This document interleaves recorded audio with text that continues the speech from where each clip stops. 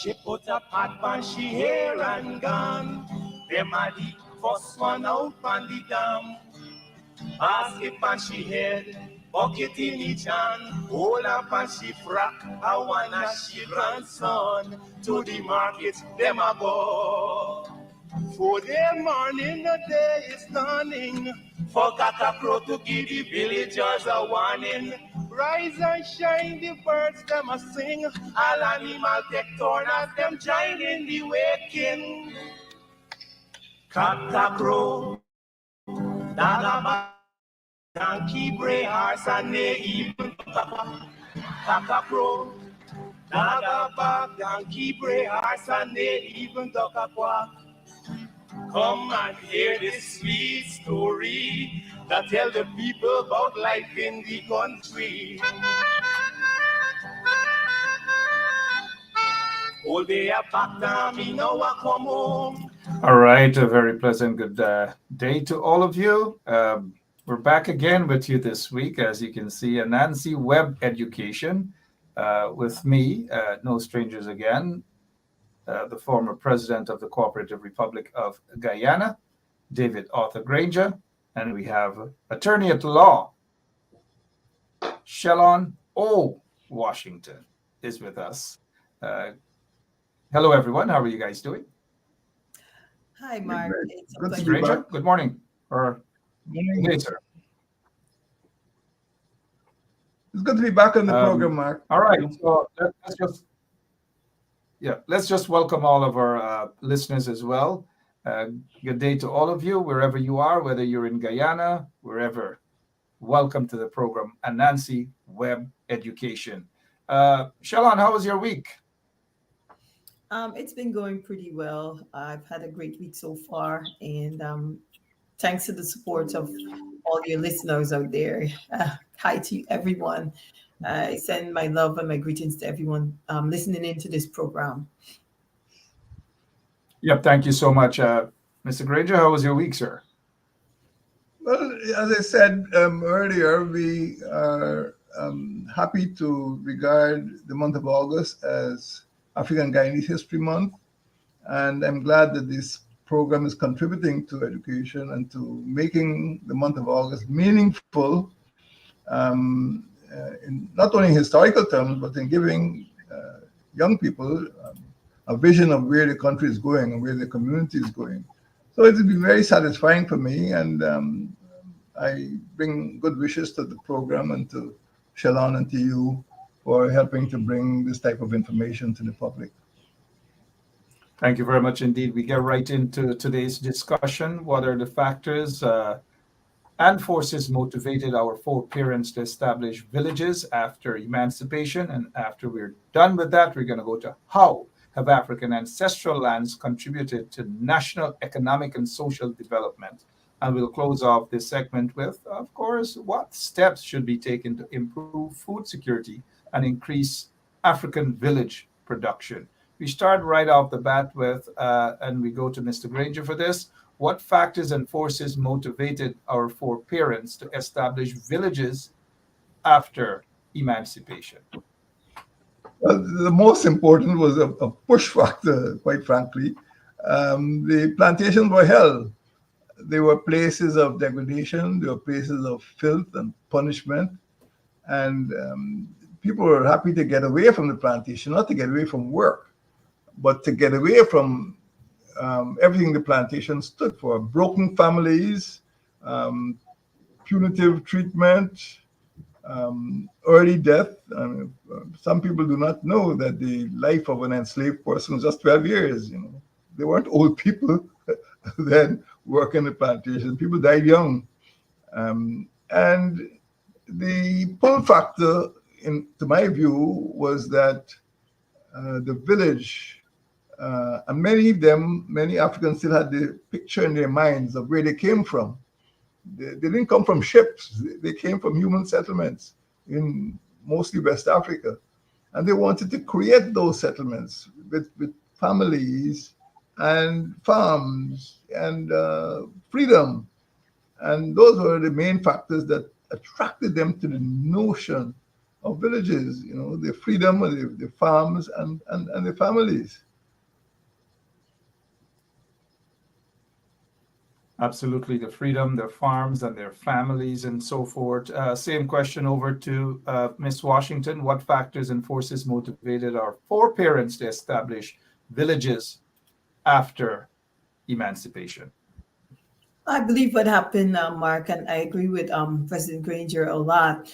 The conditions under which the slaves were forced to endure during slavery, they weren't the best conditions. So as soon as they understand that they were free to go, they were free to live wherever they wanted to live, if they could have afford to purchase those lands, or they could have, there was a way for them to occupy those lands. They took the first steps to get off of the plantation, and when they made those decisions to move, by that time, some of them had money, because after the emancipation, the slave owners were required to pay them a wages, and a lot of them, they saved up, they pooled, they saved their resources, saved up whatever they could have gotten, all of the money that they earned, and then they decided to move and to occupy land, purchase abandoned plantations, because at that time some of the slave masters had abandoned the plantations, and there was also lands that was available, and they attempted to purchase some. As we know, those lands were owned by the white slave masters, or it was owned by Europeans, so they had to purchase those property. So as soon as they were able to acquire those monies, they purchased, and they were forced, they wanted, as the president said, they wanted to relive the conditions that they were told about by their foreparents, because by the time emancipation came, some of those slaves were not first generation that was brought from Africa. So some of them were third or fourth generation, and of course there were a few among them who probably, came by ship and just joined the crew. So they had an understanding of where they came from. They had an understanding of how developed Africa was, or the villages that they came from. So they wanted to replicate that. So they wanted to be in a better place that they can enjoy their freedom, enjoy their lives. So that's how they started to take up the abandoned plantations and the lands, and they attempted to develop it into what they were used to back home in Africa, or their parents were used to back in Africa, or the images from what they were told by their foreparents as to what their African village looked like. And I think from that, based on their knowledge, based on what they were told, they attempted to develop those villages. They wanted to live under better conditions. They wanted to thrive together as a people, as they did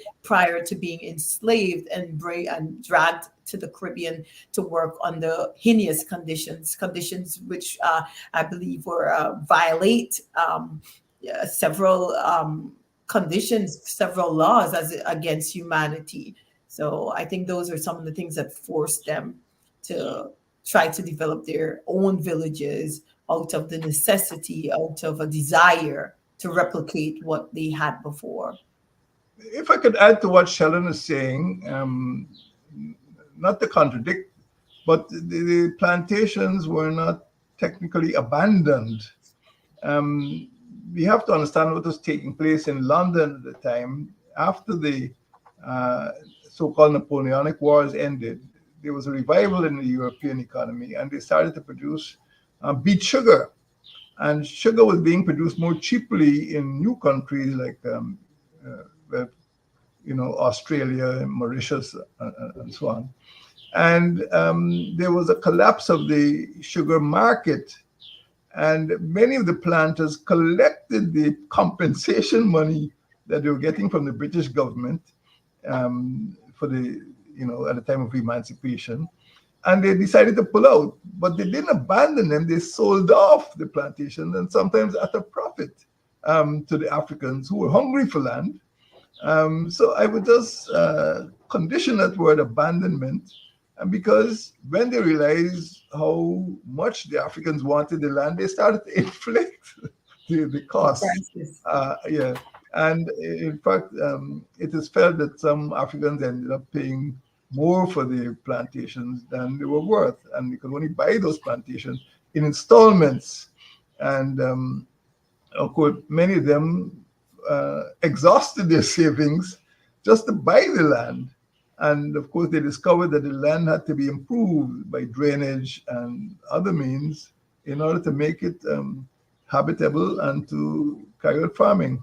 So I agree with Shalon, but I would say that the white Europeans, the white planters, didn't quite abandon. Some of them were anxious to get the best prices, like anyone else, and they held the Africans to ransom because the Africans came out. We're talking about over 40,000 people, in a very short period of time, leaving the plantations. There was a land hunger. It was almost a land rush, and people saved their money and they bought these plantations. Most of them had gone out of cotton production, sugar production, but they paid dearly. They paid dearly, and that is why it's a pity nowadays to see people, not paying attention to the struggles of their ancestors to get those lands, because they didn't come cheap. It wasn't a gift. Very expensive. I think that's why some of the history books incorrectly described it as being abandoned, because production had ceased on those plantations. I think that's the only reason. All right, we're talking about the village movement here. Discussion this morning about how important it is, and answering the first question about that, the factors and forces. What are the factors, or what factors and forces motivated our foreparents to establish villages after emancipation? In one of the booklets written, a lot of them written by David Arthur Granger, the village movement, started by the purchase of Victoria Village, was an idealistic attempt to transform legal emancipation into economic reality. Economic reality, indeed. Mr. Granger, you want to touch on that? Well, it's very important to understand that, because it's not just a matter of the transformation, it's a matter of the vision that they set themselves, and the fact that a model was created, because other ethnic groups coming into what was then British Guyana were impressed, and inspired by what they saw. And in fact, I've read of Indian Guyanese historians who were encouraging Indians to emulate Africans in terms of the quest for lands, and of course they've done this. But when you look at the evolution of villages throughout the country, it is clear that those first villages were a model. When you look at Esquibocos Hustieren, or East Demerara, places like Newsville and the Quarantine, where famous Guyanese come from. You had places like Wim. All of these communities were based on the model which the Africans established in the village movement. So they were able to say, well, look, we don't have to invent the wheel all over again. Let us settle Indians just as we've settled, just as the Africans have settled themselves. The difference is, of course, that the government settled Indians to a large extent. The Chinese established a village, a community up the Demerara River, called Hope Tung, probably named after the governor at the time, Hope. Of course, the indigenous people, the Americans, had villages of their own, not on the same model, but you had these different types of villages. Some were communal, that is, the villages were owned jointly by all of the purchasers or proprietors, and some were proprietary, in which individuals bought land but lived together in a village. But the model contributed to, or the model was used by other ethnic groups to be replicated along the coast. So that is an important contribution. And of course, the diversification of the economy. Largely, when people are held in bondage, food had to be provided, because their working day was not spent in feeding themselves and their families, but in cutting cane. You just can't eat cane every day. And people, the Europeans had to bring in foods like flowers or preserved meat like smoked herring or starfish, pigtails. Um, and it meant that once the villages became economically viable, they were able to diversify the whole economy, in which this large section of the population started to feed themselves from their farms. And they didn't require flour and saltfish every day. They can produce their own yams and plantains and sweet potatoes on their own farms. So the economy started to diversify. And as Shalon pointed out, you need money because when you go to the market, it's all well and good to exchange, um, a few fowls for, some eggs or for some fish or something.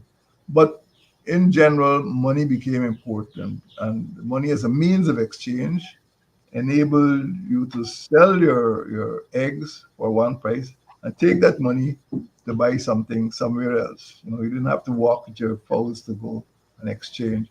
So the whole economy was diversified. People started to buy clothes, they started to buy different foods, they started to buy,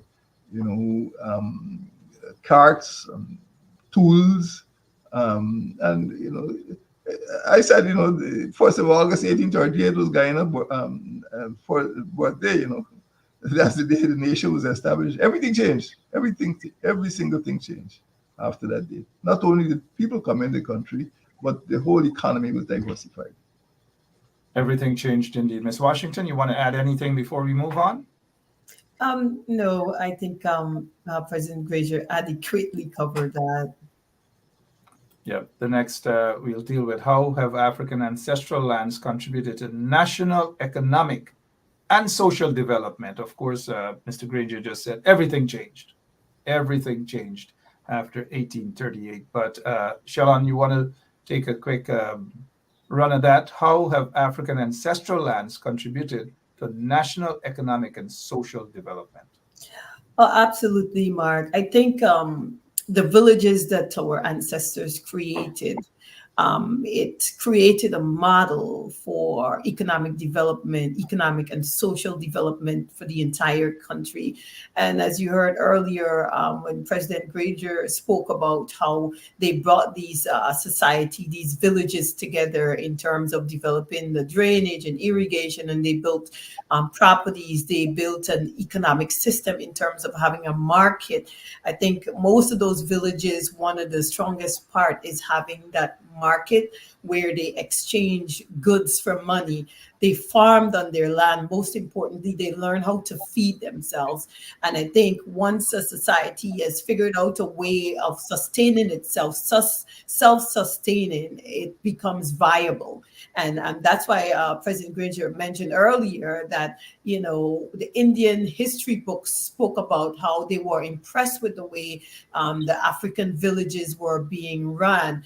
I think that was the foundation for the entire economy in Ghana. Those African slaves being able to make those villages self-sustaining or self-supporting, and then eventually whatever surplus they had, it eventually trickled down into a bigger market that Ghana eventually developed, the Stabroek market and the other market, the big market in Ghana. But I think it's really the economy really started in the villages when those slaves began to farm the land. They began to produce their own food. They began to sell. They began to have animal farms, and they had eggs, and they had chicken, and they produced their own pork. They basically produced everything within those very small villages. And then at some point when they became self-sufficient, they eventually established their own banking system, which I think the president is more versatile at discussing. The entire banking system was created by our ancestors. And then from that, I think things trickled down eventually into a more larger system, whereby eventually Guyana became the breadbasket of the Caribbean. And this is something that I was taught because it was way beyond before our times when Guyana was referenced as the bread basket, just because Guyanese were able to export what they were producing in Guyana. The farming became it was established on a larger scale. It started within the villages, and then it blossomed into something larger where we had surplus, and they were able to export it to other parts of the Caribbean to provide food for other nations. And I think that to a great extent contributed towards the economy that you see we have now in Guyana, where it has changed obviously from where it was, but by and large it contributed a lot towards the banking system, towards the way we produce and export goods.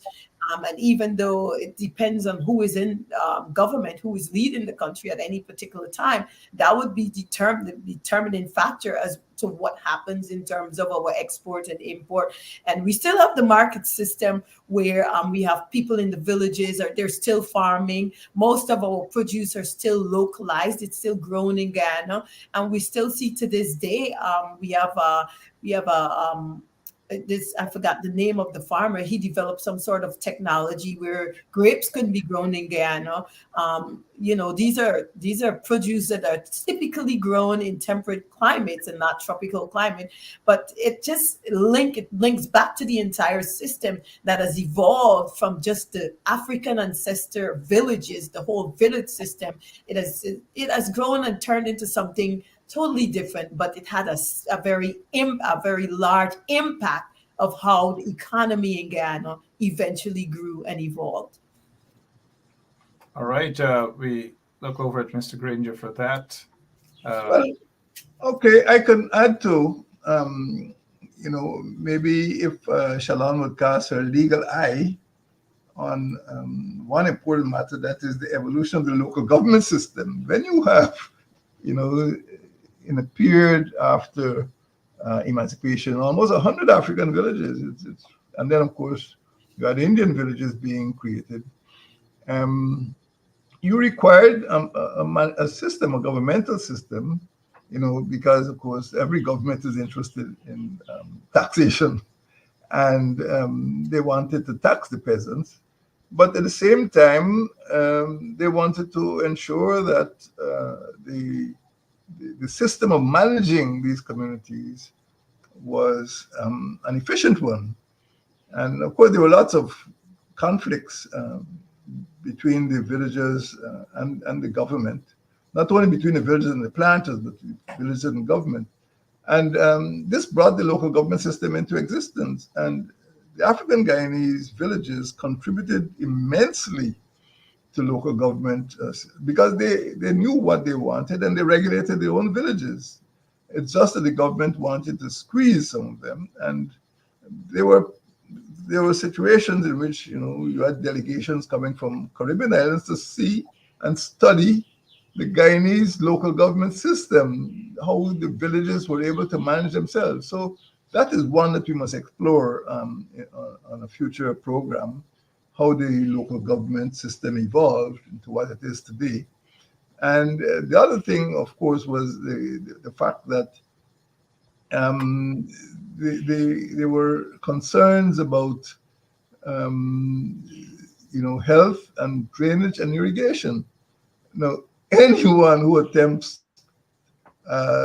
agriculture on a large scale or any scale on the coast would know from Martin Carter's famous poem about parching, drought, and flood.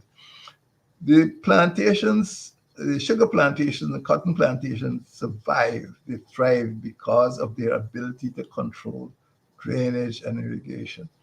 And I think the Venn Commission, after the Enmore riots in 1848, calculated, there were about 48 miles of drainage and irrigation within each square mile of plantation. There are a lot of gutters and sidelines and middle walks, but control of the water is important. And many African villages did not control the water. The water was controlled by mechanical means by the sugar plantations. So you had to have a central authority controlling drainage and irrigation. And that is one of the ways the planters were able to punish the villagers, for non-payment of taxes or inability to maintain dams and so on. And there was a problem of exhaustion of resources after they spent so much to buy the properties. And then you had floods, which on the coast meant the inability to control the waters from the backlands and also the inability to control the water from the Atlantic. And of course, you needed a system.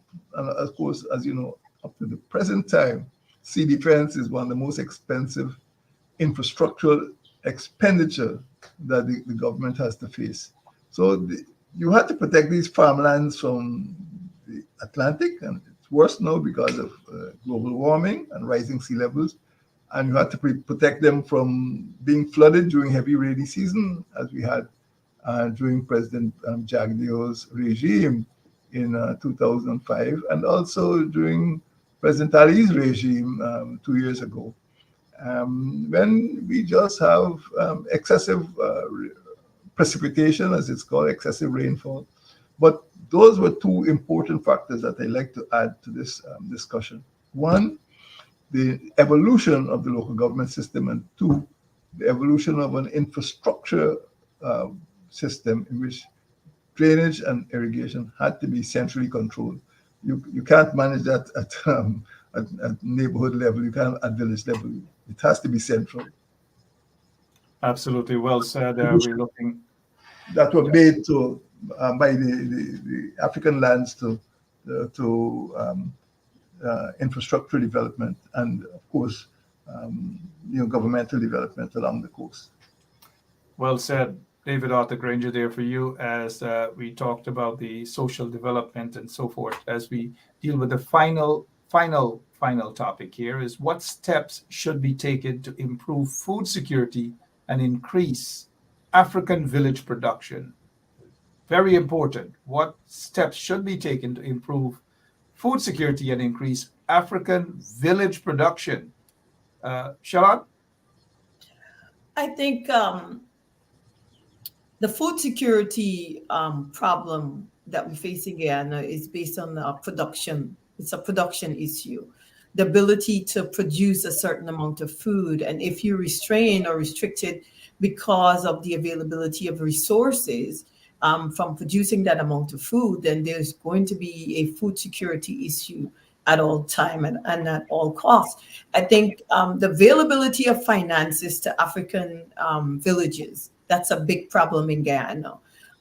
There's discrimination in the banking system. It's difficult to borrow. And as you know, resources is a big deal to farmers. Farmers need to have access to resources. They need to have access to being able to borrow from a bank, or there must be a proper system for them to borrow from. And if there's any form of discrimination in how money is lent or how money is being able to be borrowed by the masses, by the public, then that's a problem. And as I understand in Ghana, there's a problem with the banking system with Afro-Guyanese being able to access funds from those banks. And if they're barred because of their race, that in itself creates a problem, because when they need funds to support their farm, to be able to continue farming, because there's different seasons, there's times when the farm is able to produce a lot, and then there's times when there's drought and they need to find ways of how they're going to get water to the farms. They need to maintain the drainage and irrigation system, and they need access to resources to be able to do those things, to maintain the system, to keep the farmlands going. And if there's barriers, which we know, to resources, to the banking system, and that the funds there is mainly available to Indo-Guyanese, that's a big problem. The Indo-Guyanese have way better access to the banking system, way better access to resources, and they're able to maintain their farm. They're able to continuously produce goods and take it and sell it, and continue the flow of money. But in the case of African villages, where there's a lot of restrictions from getting to the bank, getting access to money from the bank, I think that's a big hurdle in our path. And if we could overcome that hurdle, if there can be a banking system that is accessible to Afro-Guyanese so that they can keep their farms viable, then there will be no issue of any shortage or being able to continuously produce food, so that there is a situation in Guyana where we can sustain ourselves based on the food we're producing. But again, the hurdle has to be removed. If we can find a way to remove that hindrance from Afro-Guyanese villages being able to access money to continue to plant, to farm, and to sell their goods, then I think we wouldn't have a struggle with producing food, which would be eventually used to sustain those villages.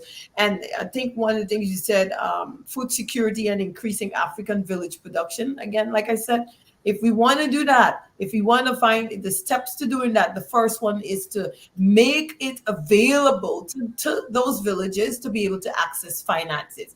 That's the first thing they need, access to finance. And if they have access to finances, I think that will in itself be a removal of one of the barriers. That first step has to be taken.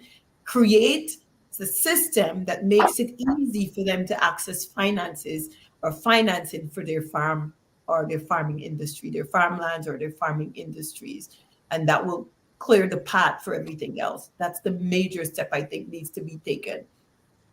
Well said, Attorney at Law Shalon Washington there for us, addressing the issue of what steps should be taken to improve food security and increase African village production.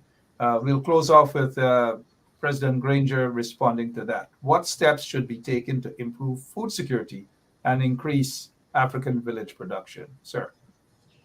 No, I wouldn't respond. I would add to what you said. There's a saying that finance is the midwife of enterprise, and Sheldon is quite right. Without finance, you cannot move production into the 21st century. This is not a time for hoes and shovels and forks. This is a time for combines and tractors and modern equipment, and you can only acquire that type of equipment with finance, and finance has to be available. A few years ago, under the People's National Congress administration, our very insightful president has established the Guyana Cooperative Agriculture Industrial Bank, GUI Bank. Not GNCB, but the Agriculture Cooperative, which extended credit. I remember after the PPP got in 1992, they dismantled the bank, they dismantled the mortgage finance bank, they dismantled the co-op bank.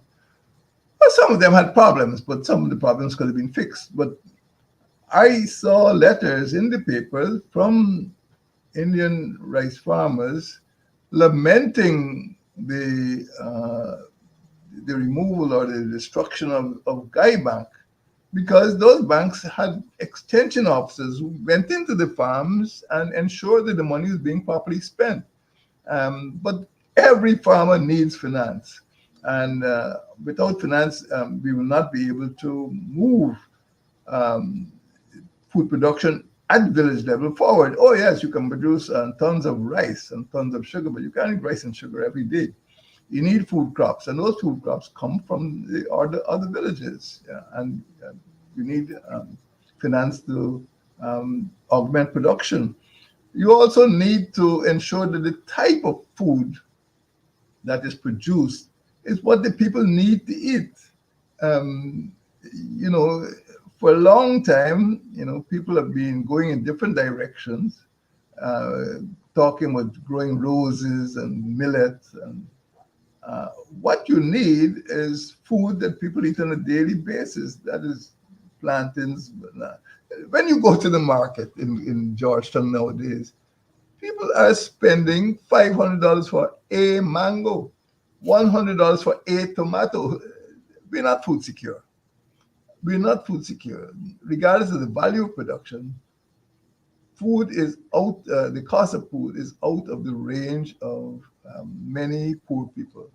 And the result is that a lot of children are underfed, undernourished. And we need to bring down the price of food by giving people the food that they need, and get away from this talk about roses and millet. and produce good ground provision and convert the ground provisions into products that children need, cereal or fast foods. We import a tremendous amount of fast foods from places like Dominican Republic, plantain chips, potato chips, and these are things that can be produced cheaply in Guyana. You can go to the fish and chip shop and eat sweet potato chips with your local fish and local sweet potato chips. So somebody is not getting the act together, and it is a question of not becoming bread. We're not a bread basket or anything, quite frankly. Guyana is not food secure in all of the commodities.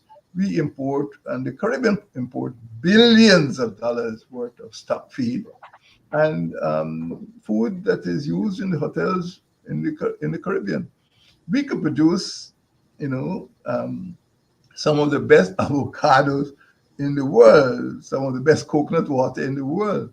But I don't know this infatuation with roses.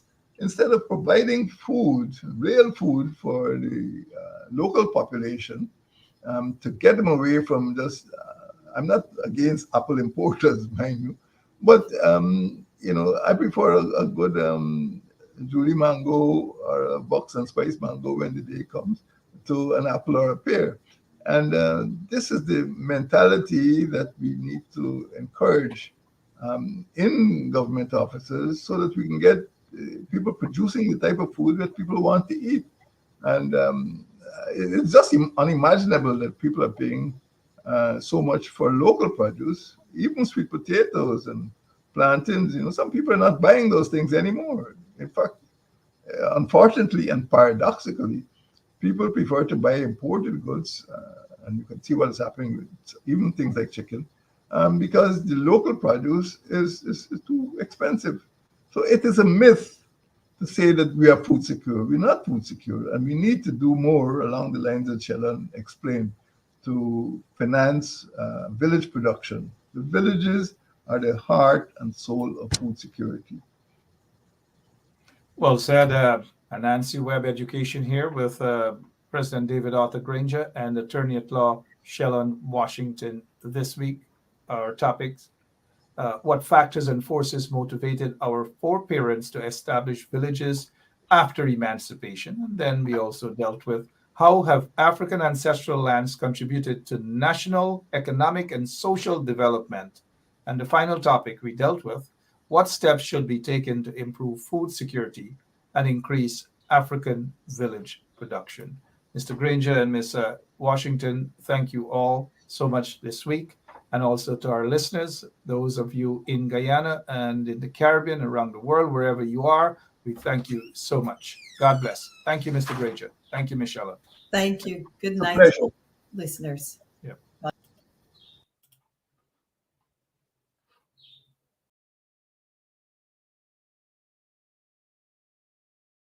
Inaga, Jackass yard for fetchy load. Cockle Cheyenne, Bob over shoulder, running by his side, a Rexy and Rover. From the farm, them a come. Sun a go down, but up the river. Some washing clothes, some folks are bathing at the water. Fisherman, they catch them a bring. From a canoe boat, man, them start offloading. Aymara, Kwakwari, Gale Baka Kuma Kuma, even Lokonani. Aymara, Kwakwari, Gale Baka Kuma Kuma, even Banga Mary. Listen to this sweet story that tell the people about life in the country. Them children glad when the weekend come. Out in the yard, them all gather round. Some a play catcher, some making house from straw.